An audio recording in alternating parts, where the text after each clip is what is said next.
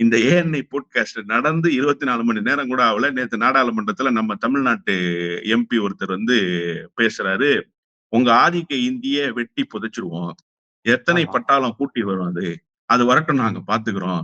கன்னத்தை கிழிச்சிரும். அதாவது சிம்பிளா சொல்லப்போனா எத்தனை பேர்ரா நீ கூட்டு வருவ? உன் கன்னத்தெல்லாம் அடிச்சு கிழிச்சு எடுத்துருவேன். உன்னை வெட்டி குழி தோண்டி புதைச்சிருவேன் அப்படிங்கிறது இருக்குல்ல. இது ஒரு த்ரெட்.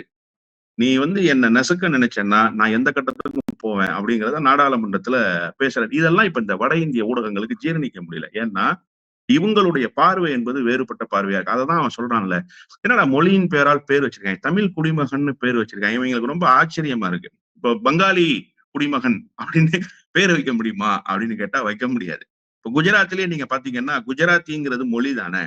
நீ யாருக்காவது குஜராத்தி பட்டேல், குஜராத்தி மோடி இப்படி நீங்க பேர் வச்சுக்க முடியுமா? பேர் வச்சுக்க முடியாது. நம்ம மொழி மட்டும்தான் தமிழ் செல்வன், நம்ம ஊர்ல தமிழ்வாணன்.